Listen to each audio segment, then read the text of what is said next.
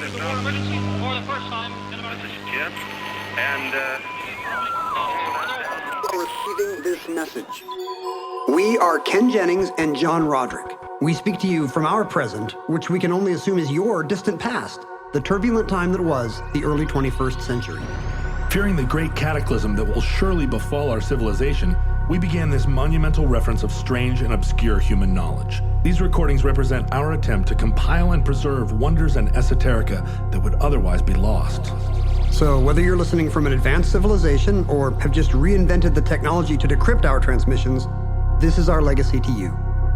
This is our time capsule. This is the Omnibus.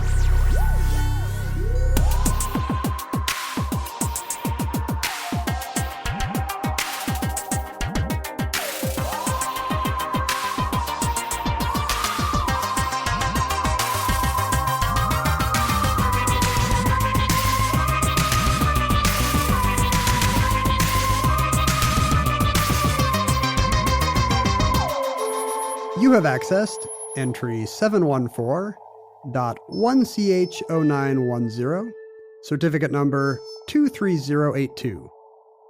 The letter J.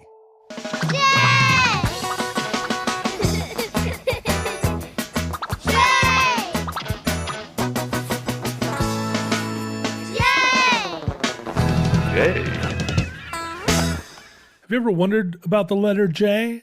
I mean, it's the first letter of my name, so I know you. It's the first letter of my name as well, my last name. Oh, Jennings, right. It's fairly common letter in people's names. But not in anything else, as you would know if you played Scrabble. That's right. It is the fourth least often used letter, only used less by Z, Q, and X. And its Scrabble score is accordingly large. It's 8, but it really, to me, it should be it should be a 10, like a Q, X, and Z. Is X 8? I think, yeah, Q and Z are 10, X and J are 8. Is that right? I mean, we do use X's, at least those of us in the adult video industry. Sure. Or those of us who put 3 X's on a jug of corn liquor. Right. 3 X's is also the symbol of Amsterdam and I think maybe Chicago. Really? Yeah. Well, 3 X's for Amsterdam makes sense. Right. Or at least for that one district. 3 X's for Chicago. I don't know what's going on there. It's a drunk, three-eyed guy just yelling at you about De Beers.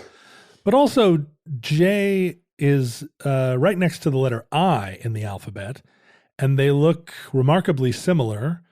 They both have the little accent on the top, the only 2 letters in the English language that carry a diacritical. And is that a jot or a tittle?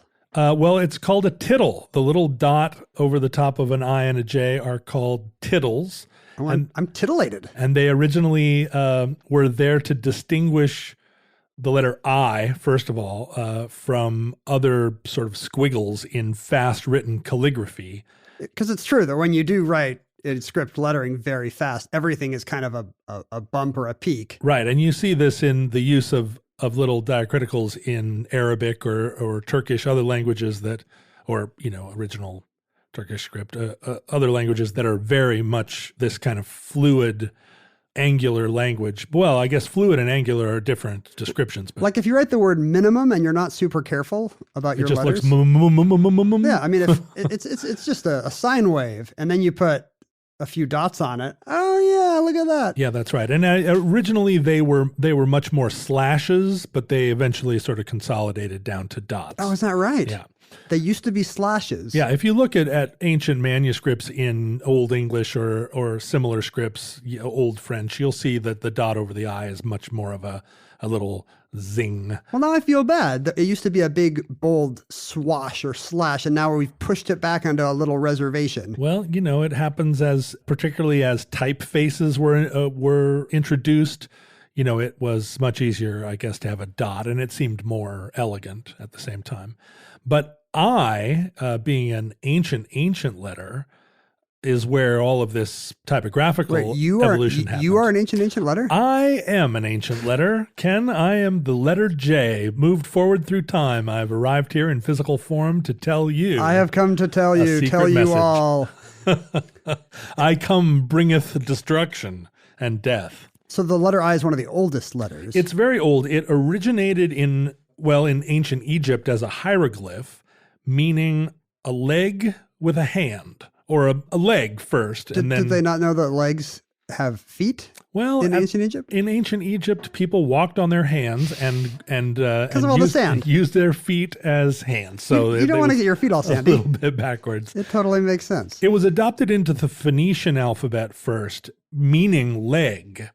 And then back then you needed a whole letter just to mean leg, because you were writing it a lot. Like so many amputations back then. Right. And the letter I, meaning leg, was pronounced y in Phoenician, y. And so I originally had a kind of y sound. Then as it migrated into Hebrew and in the Semitic languages, the letter I means arm, also pronounced y. Really? Yeah. But as time went on, it evolved in Greek into a different sound, from y to e or I. I'm sorry, as in the word iota. The letter I became iota. I mean, our vowel I, when you think of it, doesn't really exist. It's a diphthong that you get by saying ah and then e. Right. Just try to say I. You can't do it. It's not one sound. I. So a lot of languages don't even have a letter that does just that. Like in Spanish, you have to put together an A and a Y to get that sound. And there are quite a few of those combination letters, A-E or O-E, that over the course of the evolution of language, it was decided either that they would consolidate into a separate sound of a vowel. For instance, Right. I mean, a lot of our vowels are we can use A for ah and right. ah and A.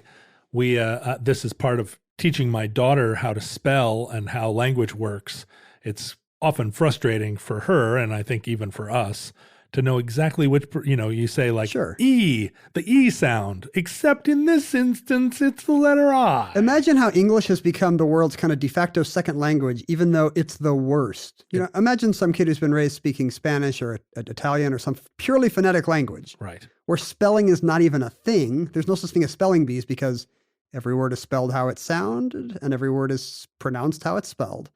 And then they have to learn this monster hybrid chimera language of half German, half French. It's a bastard language. Yeah. Where sometimes the letters O-U-G-H say oo as in through, but they could say O as in though. They could say off as in cough. They could say uff as in rough. Uff and rough. They could say ow as in bow. Oh, ow as in bow. Am I missing some? Did I say O as in though? Right. It could even be up as in hiccup. You ever see hiccup spelled with a GH at the end? Right. Hickoff. I know, right? Right. Or right. Jeff, the name Jeff. Do you spell that with a GH? G-E-O. Right. Jeff. So it's just a minefield, and it's all purely arbitrary. And it's one of the hardest languages to learn to write error-free as a result. To write and to speak fluently. Mm-hmm. Right. As the letter I the letter I was one of the original ones that had this sort of multiplicity of pronunciations, because as it transferred down through all these different languages, each one sort of chose a different way of pronouncing it. By the time it got to Latin, I most commonly in Latin was used to make an E sound, like vini, vidi, vici, or Carpe diem. Carpe diem, right. Seize the D. Seize the D. As my girlfriend used to say. But infrequently in Latin, it could make a Y sound. It would be the start of a word. It would be like I and then another vowel, like IA or something like that. Yeah. Yeah. But it was. You know what else? You know how else they pronounced the letter I in Rome? How? One. Oh, of course. they thought it meant one. And dummies. In fact, the origin of the construction of the J, which is basically just an I with a swoopy tail, was actually as a Roman numeral in a succession, like, for instance, if you were writing 13. Wait, J was a Roman numeral? J was because I never saw Rocky VJ. No, this by the time the Rocky movies came out, Latin had really evolved. So the Latin of I do not. Stallone, The Latin of Stallone, the Latin of Ovid, and the Latin of Ivan Drago. right, are Very different. Are evolutions. But Like he could say "Yo, Adrian" with an I-O. he could say, well, yeah, yo Adrian, or yo Adrian with a J. If you wanted to use the Spanish pronunciation of the letter J. Well, that would yo. Well, that would be like the German pronunciation. In Spanish, that would be "ho, Adrian." It'd be ho. It would be a very mean thing to say to Adrian. Right. Ho, Adrian. Don't call her a hoe. She's a virgin. She works in a pet store. Right. Yo, Adrian would be also like in hallelujah, a J used as a y sound. But we'll get to that. Oh, I didn't mean to jump north You too didn't. soon. You didn't mean to yump north. The J was originally the last I in a series of 3 I's in Roman numerals. So it would be, 13 would be X, I, I, J. It was kind of a way of closing out the number. So Mr. T appears in Rocky IIJ. IIJ. So that was the first use of it, but I think only, not if you were doing 3, but 13. It would be sort of at the end of a longer series. Why would you Roman only do numerals. it with the 13 but not 3? Because 3 would be all. I guess as it gets longer, it's more of an eyeful, right? Yeah, like this it's was more to process. This was more of an accent if you were a florid writer. It wasn't necessary. Oh, really? It was just a sort of, it was an affectation. A flourish. A flourish is right. But it introduced the look and feel of the letter J. But also So it does seem like the letter J is kind of the more flamboyant letter. Absolutely. It's a little over the top. Look, put a J and a Y next to one another, which is the fancier letter. When I was a kid in drama club, letter J taught me it was okay to be weird. That's right. Letter J, we owe a lot to the letter J, those of us who live on the freaky side of life. J is like one of the freakiest letters, right? Yeah, I is like a square. He's one of the normals. I mean, Q, because Q is the founding letter of queer. Yeah, Q is a little queerer than J. Q gets a lot of accolades now, but J is just I who's decided to chart a different course in his life. I mean, the weirdest thing about Q is that it's an O, but it's got a tail. So it's kind of got the J thing going on. But then have you ever seen how you're supposed to write a capital Q in like cursive lettering? It's like it's a big letter 2. Yeah, I'm not in favor of the capital Q in cursive. It looks awful. It doesn't look like any of the other letters. No, a Q should look like an egg being penetrated by a sperm. Is that what it was to the Phoenicians? Well, it's what it is to me. They had a whole letter of the alphabet just to mean fertilization. What else in all of nature is a big cell with a little tail coming out of it? When I was a kid, I think we said it was a kitty cat. It's like the ass end of a cat looking at from the front? It's some animal with a tail coming out. That would be a letter. That would be a numeral 8 with a tail. Or numeral 8 being penetrated by a sperm. We didn't say the ass end. None of my teachers ever compared any letters to the ass end of anything. But you're right. J is kind of freaky as well. As letters go, it's out there. It's doing its own thing. Mm-hmm. It doesn't care what people say. That's right. And it's a letter that has a lot of different sounds, a lot of different selves. You got to know it for a while. It's not just one thing. That's right. At first you think, oh, J, sure, I know J. But Jam jar. Yeah, but jelly. Then big J deal. Reveals it's like, I guess it opens the kimono in a phrase that your fellow computer scientists would use. Yeah, we're always saying that. The first person to introduce the letter J as a separate letter was an Italian by the name of Gian Giorgio Trissino, and you can understand why he had such affection for the letter J, although his name was spelled with G's. Right. It would not be John Giorgio with Gian 3 G's. Giorgio. But wait, so the letter J has an inventor? The letter J has this guy is trying for days to make a new letter to make the J sound, and finally he comes up with it. Well, as language evolved, there were all these additional sounds that were being used in spoken language, and there were convoluted ways of trying to write the sound in language. What are some examples of that? Well, so for instance, the name of Jesus was pronounced Jesus in Greek and spelled with an I. Jesus is the Greek pronunciation. It's kind of a plot point in the third Indiana Jones movie. Oh, really? Do you Indiana Hones? Indiana Jones?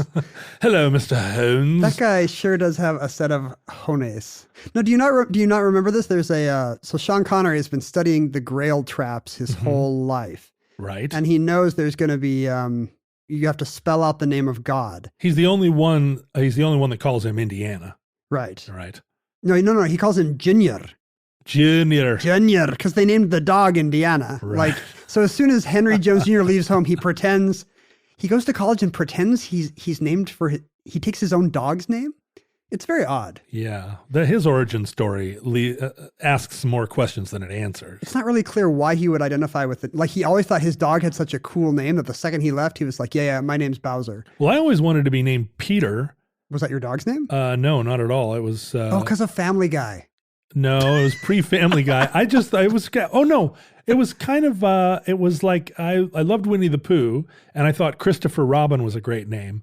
But somehow I felt like Peter was like a Christopher Robin-like name. For our time. Right? I mean, it just felt so English, like Peter. It does feel respectable, like there'd Peter. Be all those Enid Blyton books would have a little British schoolboy in short pants named Peter, right? Peter, exactly right. So they get to one of the traps between them and the Grail, and it's basically a giant boggle board. Mm-hmm. There's all these letters written on tiles on the floor. And he's like, you have to spell out the name Jehovah. And you see Sean Connery in his, he's been wounded at this point by an earlier errant Nazi bullet, I think. Mm. And somehow he knows what Indiana Jones is facing, and he thinks, but in Latin, Jehovah starts with an I. Yeah. And Indiana Jones is a dummy, and he's like, Jehovah, easy, J. Oh. And he steps on the J, and he falls to the floor and nearly dies. Sure, right. And there's a rolling stone that gathers no moss somehow in that? No, that's the earlier one. That's earlier. Yeah. But this whole seems improbable to me now, if you're saying that I and J did not exist as separate entities at the time when the Knights Templar would have been building their traps. Well, that's right. It is implausible, right? Because he steps on a J, which would be a great trap for a 20th century person. But I guess that's just the forethought that God inspired in the Knights Templar to make sure that the Grail was well guarded. He was like, in the 16th century, the Italians are going to invent the letter J. It's going to be a super tempting fake answer. It might be that it was just a Knight Templar who had a seizure at that moment, or a Knight Templar that slipped on a wet rock. He was trying to do a U, and then they were like, lunch! And he's like, gotta go. In Hebrew, the name for Jesus is Yeshua, which is spelt with a Y. So nobody uses the J except for evangelicals with their WWJD bracelets. Or drama kids who call Jesus Christ Superstar JC Superstar. Well, this is all subsequent to Trissino, who realized that the name of Jesus, as it morphed in Latin, had become Jesus. And although you could make a J sound with GI, as in, for instance, Jean is his name. Sure. But there was a harder... Giuseppe. There was a harder J. It wasn't quite Giuseppe. It was Jesus, a much more upright sound. The sound, he was trying to get at a different sound than the Italian soft G. Right. It was That's interesting. It was a different soft G, like in the word jam. And you could make a case that GE, as in the word like general, accomplished that same sound. But there was, in Trissino's estimation, the need for a new letter. And today, an Italian would just say Jesu, right? Like he would use the G. Actually, in Italian now, it's pronounced Jesu. So. GE would be like like Genoa. Genoa, or right. Oh, okay. So this is sort of a new sound, or enough of a new sound that a new letter was deemed necessary. Because he wanted people to say it the Italian way, but to be able to spell it without the G, the old-fashioned way. And there was no way to do that, because if you spelled it with the I, it would just be Jesus. Jesus. I see. And there were, at the same time, a lot of importation of foreign words, because this was an era of exploration. This is the 16th century now. In Italy, sure. So we're coming back, Marco Polo and so forth are coming back from the Far East with all these new words like Tajikistan and Azerbaijan and the Taj Mahal. And there is a certain sound, a zh sound, that normally would have been spelled with the zh, an I, a, or what are some other zh or spellings of zh, like Giorgio? It would have been a G-I. G-I, right? Today we would use Z-H, but I feel like that only comes after we get some romanization of Chinese. Right, that's right. We say zh as Chinese as Z-H. But it would have been very difficult to spell like Taj Mahal as... You couldn't put a G-I. Yeah, you can't put it at the end. No, it couldn't have been Tagi Mahal. It would be tag-I. Right. So the J then started to be used in the Latinization of sort of Eastern foreign words that were already pronounced with a zh, but they needed a letter that could sort of fill in that place. Like Azerbaijan, you have Bajan, B-A-I. If you had G-I-A-N, that would have been a very weird way of throwing those two sounds together as a spelling. So the modern Roman alphabet was only 25 letters until relatively recently. It's like adding a star to the American flag. We've thought of a new letter. A new letter to represent multiple different pronunciations that formerly were either I, Y, or G with the addition of other vowels. We had just enough j's and zh's enter into the pronunciation that this new letter, which was basically just an I with a swash, sort of rose up into the pantheon, into the graphicon. There are other languages that use the Roman alphabet but have added their own letters, but typically like combinations of letters. Combinations of letters or Latin letters that have some sort of accent aigu or diacritic on them. Some flourish. Like when I was in last time I was in the UK, I saw a Welsh Scrabble set for sale. Did you buy it? Oh, please tell me. I almost did, just because on the cover you can see that the high scoring tiles, the 10-point tiles, are all things like RH and CH and LL, which to us would seem like they're double letters. Right. But to them, to a Welshman, an RH, as you know, as a Welshman, right, like RH is just a letter of their alphabet. Right. LL is pronounced entirely differently. Spanish dictionaries used to have LL in a different section. And same with CH. Like you would look up all the C's and then you would see all the CHs. I think they merged that at some point. I think it changed about 20 years ago. Well, and as we talked about earlier in German, the pronunciation of J then was adopted into different languages with very different pronunciations. We use J often as a J, like just or jump. It's almost always that kind of D, Z thing sound, I think is how it looks in the phonetic alphabet. Right, but you see ya, or you see J as a ya just as often, like hallelujah. Or not just as often. Not just as often. I'm sorry. But yes, like in borrowed words, because that's how it's used in Scandinavian languages, right? Yeah, right. Jürgen and fjord and German. And then, as you said, in Spanish, it's a silent letter, or it makes an H sound. Juan, like Javier, and Jose, and jalapeno, Jalisco. But interestingly, J is the last letter added to the alphabet. It's funny how it caught on everywhere. Even though apparently everyone was doing just fine without it.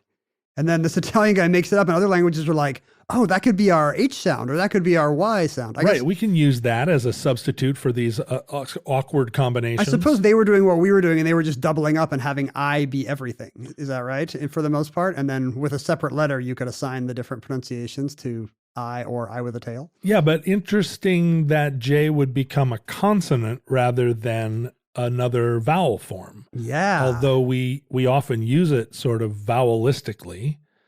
We also use it Constantinople? Consonantly. We use it consonantly. Right? So the adjective of vowel is vocal, I think, or vocalic, but I don't know what it is for. I think it's just consonant. Consonant is its own adjective. Right.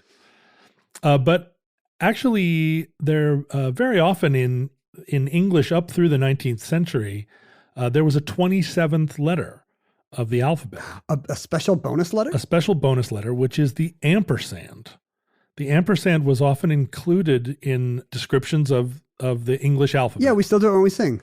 W, X, Y, and Z. See, right. It's the next to last letter. It was originally W, X, Y, Z, and.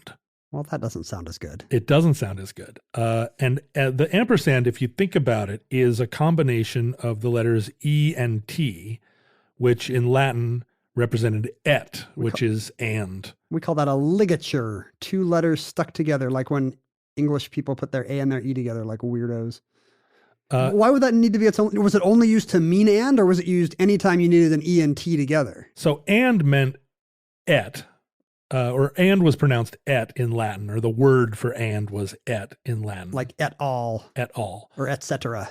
But as ET became a ampersand and was sort of regarded as a letter, it started to be pronounced as if you were speaking in Latin, which was the fashion at the time, you needed to distinguish ampersand, the letter, from ampersand, the meaning. So if you were reading the alphabet and you got to the letter ampersand and you wanted to distinguish it from the word and, it was confusing, right? X, Y, Z, and. Right. Like, why is and a letter? And you have to explain, it's not a word. This is not a word This is here. the letter and, not the word and. Right. And so so they got to the end. This was before the song. They got to the end of the alphabet, X, Y, Z, and. But in Latin, if you were describing a letter, like the letter A or the letter I, that also were words, you would, after saying the name of the letter, you would say per se, which meant in and of itself. So if you were describing the letter I and you said I, but you didn't mean the word I, you would say I per se I, meaning I in and of itself I, not the word I. That's how you would say the letter I. The letter I is I per se I, or the letter A per se A. But when ENT, et, became its own letter in that form of the mashed together. Yeah, the and. When they would say it in the course of the alphabet, they would say and per se and. And as students, were reciting this in the course of learning the alphabet, they would say and per se and over the course of time, that became the word ampersand. Before they had the alphabet song, there was the rhyme that English children would use was called Apple Pie ABC, and it's all pie themed. I guess that's what children were into. Like, says A, give me a good large slice. Says B, a little bit, but nice. Says C, cut me a piece of crust. Take it, says D, it's dry as dust. And all these poems end with ampersand. Like, while ampersand purloined the dish, and for another pie did wish. Because that's how it all had to end. Sure. It all had to come down to ampersand somehow. He did it. And when the popularity of the much easier to remember and recite ABC song came into common usage, it's actually credited with the death of the ampersand. Wait, really? Yeah. That we got to X, Y, and Z, and the and didn't. There was no notes for it. It didn't move over into its position. It naturally should be, if it was truly a letter, should have been incorporated into the song in the way the song was written out. Well, our alphabet song is the same melody as Twinkle, Twinkle, Little Star. And Baa Baa Black Sheep. And Mozart, I think, helped popularize that. He dropped that into a piece he was writing. And people were like, love it. And somebody realizes, wait, this matches the alphabet. A, B, C, D, E, F, G, H, I, J. Holy cow, this is perfect. I wonder if people had been trying to fit the alphabet onto a lot of different melodies. It was like A, B, C, D, E, F. Probably didn't work as well. Beethoven's Fifth, they're like A, B, C, D, E, F, G, I, H. But there's that whole line at the end. You could be like W, X, Y, Z, and then you could be like ampersand, ampersand, ampersand. Yeah, but that would have been like 10 ampersands, which isn't how the alphabet was written even then. But it could be WX ampersand Z. Except they did the other order, else you left out Y. Oh, WX Y ampersand Z, WX Y ampersand Z. WX Y Z ampersand. It's pretty cool, but yeah, that was the moment at which ampersand stopped being incorporated into the alphabet. Here's the solution. You do it like the B-52s, and you go W, X, Y, Z, and then Fred Schneider goes, ampersand! That's how you do it. Then nobody forgets. Here comes an ampersand! But as we gained the J, and then over the course of the next couple hundred years, we lost the ampersand. We also, in written English, lost another thing, and only in very recent times, which is two written letters, the OE and the AE. Oh, that's the thing I was talking about, in like encyclopedia or pedophile. Right. And those were letters which were used to make this sort of Greek diphthong, this kind of sound, which persisted in written English, fancy English, all the way up until the 20th century. In fact, in college, I had a professor of linguistics who insisted that the word encyclopedia was pronounced encyclopedia, and most frustratingly insisted that onomatopoeia was pronounced onomatopoeia. And he would not let you get away with onomatopoeia. It was onomatopoeia because you have the O and E, the O and E letter followed by an I and an A, basically four vowels crammed together. But that's not true, right? An OE is just E, right? Well, so and for a while here in the 20th century, this was one of the signifiers of whether or not you were reading something in British English or in American English, because we gradually eliminated that combined vowel in favor of just the letter E in almost every instance. World Book Encyclopedia was always pedia, whereas Encyclopedia Britannica had the Frankenstein letter. Right. And there are instances where we just separated O and E and left them both in, like Phoenix, but it's pronounced as an E. You don't say Phoenix. Yeah, did this guy in college ever move to Phoenix? He did not. Arizona? He did not say Phoenix.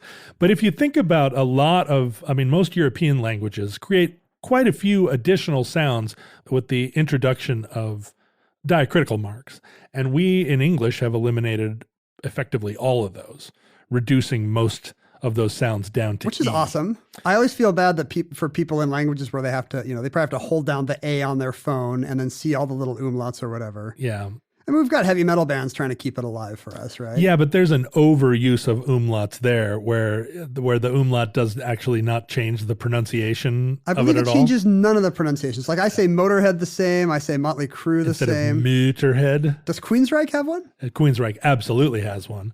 I mean, Spinal Tap has them, and there's no change in the pronunciation. Spinal Tap puts it on the N, which I think is a very funny joke.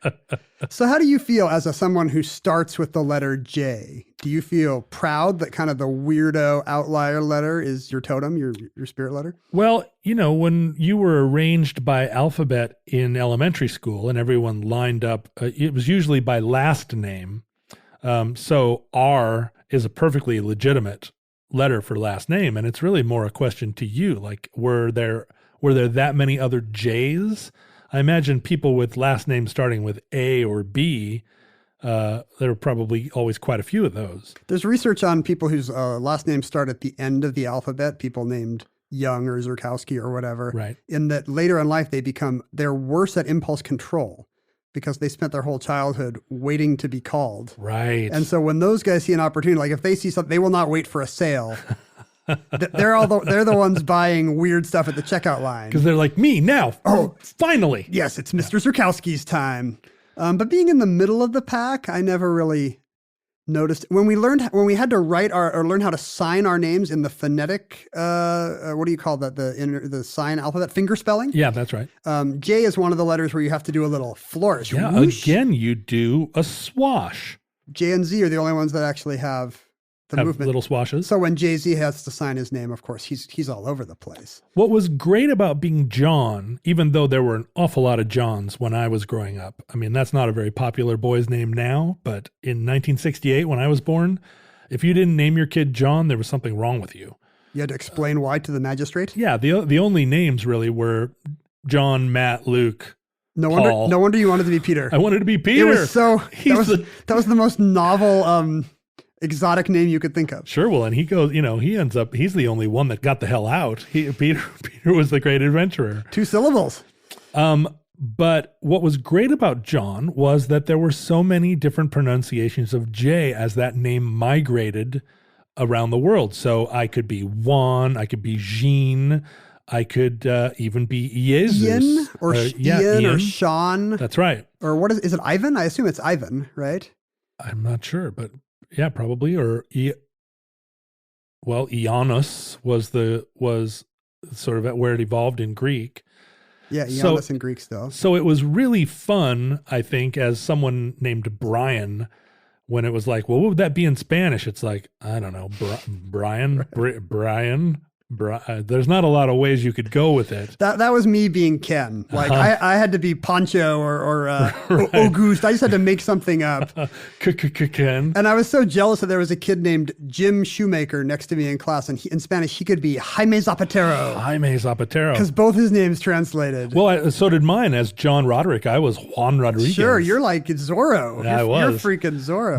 My name instantly went in all directions because Roderick was the last king of the Visigoths. So there are everybody had the word had the name Roderick in some way or another in their language. Do you feel like you're going to be the last king of anything? I'm the last king of this show. Last king of rock and roll, John Roderick. And that concludes the letter J, entry 714.ICH0910, certificate number 23082, in the omnibus. Listeners, we are confident that you live in a paradise of a world with even fewer letters in the alphabet? Yeah, I think that's what we're striving for. By the time futurelings are speaking English and listening to English, there's probably only 22 letters to the alphabet. You get rid of C, just use S, just use S and K. And get rid of G and just use, I guess, J. I mean, sure. I vote for, I'm riding for the letter J at this point. Get rid of X, just use KS. For that matter, get rid of I. No, I guess we need I. O and I are pretty. No. That's ungrammatical. We need me, is what you mean. We need, me per se, me. Oh, we make each other laugh. But in your 10-letter paradise, we presume you have no social media. Lucky. But we live in a less enlightened time when we demonstrated our commitment to the ideals of the Omnibus Project by repping it all over the internet. We were Omnibus Project on every platform you could think of. I was at Ken Jennings on Twitter. I was at Roderick. Jan Roderick. Roderick. Ivan Rodrigo. On Sean Roderick. On Instagram, which was not spelled with a J. That was actually spelled with an I. Instagram. We had a Facebook page on which... Upon which connoisseurs of our historically important work could build all kinds of bizarre games and trading cards. So look for the Futurelings page on Facebook to find a community of people that are odd like you, weird like the letter J. It's okay to be weird there, as the letter J taught us. You could send us email if you want to do that at omnibusproject@howstuffworks.com. We were even available to receive physical mail. This is an anachronism, and we can do it only because Ken still had a mailbox because he is a member of the 10 Records for a Penny. And I don't want Columbia House to know where I actually live. Right. Columbia House sends, he orders them multiple times behind a proxy wall. My grandpa's passed on, but one thing he always used to tell me is he would say, Ken, you got to keep your house and your Columbia House separate. Tell you what, that's how your people survived that great migration out to Utah. They were like, look, We're going to have packages sent postal restant all the way across the Midwest. A Columbia House divided on itself cannot stand. And it's true. That's why I have this P.O. Box that we use for the Omnibus Project. P.O. Box 55744, Shoreline, Washington, 98155. Listeners, from our vantage point in your distant past, ye have no idea how young our civilization survived. It's like outros by Chaucer. But we hope and pray that this catastrophe, this diminishment of our alphabet and of the richness of language may never come. We hope, in fact, that we incorporate Chinese letters and Arabic script into the English language, the great absorber. We call that the Blade Runner future. That's the Blade Runner future. That's right. Where in Blade Runner, people can speak to you in pidgin Japanese and you understand it perfectly, but you reply in English, which they understand perfectly. And yeah, and also all the signs are in Japanese and Korean text, but the Asian characters just speak English. That's right. It's a polyglot nation, but no one can decide what the language is. Or no one can decide what the lingua franca is. No, That's not true. The lingua franca is English, isn't it? But everything's written in Japanese and Korean. Basically, we can genetically engineer snakes, but everything else is just a garbage society. Well, I think actually it's probably prescient, because by that point in time, we'll all have babblefish inserted in our ears, like that little bug that Khan sticks in the ear of that red-shirted guy. Well, that one makes you crazy. Yeah, it does. Was that a red shirt, or was that one of the main characters that got the... In Star Trek 2, everyone wears a red outfit. So I guess everyone's a red shirt, but it's Chekhov and his captain. Like, Chekhov's not going to die. It's going to be the noble black guy. Oh, so it was the bug went in Chekhov's ear. Yeah, and Captain Terrell. I see. But Terrell was the one that died from it, and they got it out of Chekhov. Yeah, conveniently. Yeah. It's one of these horror movie things where the black guy dies, and then the white guy just screams a lot and gets saved. Mm-hmm. Boo. Well, I mean, Chekhov is a Slav, so... Chekhov always screams. I don't know if they just wanted to make the Russians look cowardly at the height of the Cold War. You can't really see, like, McCoy screaming, though, can you? I mean, he would just go, "Damn it!" He'd just say "damn it" louder. Kirk, yells at the sky. Yes. God! Clenched fists above his head. But there's not a lot of screamers on the Enterprise.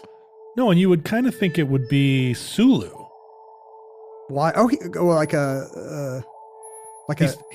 a war cry, like the time he has the sword? No, he he became a little bit more of a screamer in popular culture. He does quite a bit of I don't know what you're saying. Like on stage screaming now. I mean, I've been on stage with him, I guess. So, and he screamed a lot? He let out a great yell of gratification to be celebrated by the nerds. Oh, is that right? Yeah. And then you were like, I'll have what Sulu's having. I'll have what Sulu's having. If the worst comes soon, by which we mean all language is reduced down to one letter just said over and over.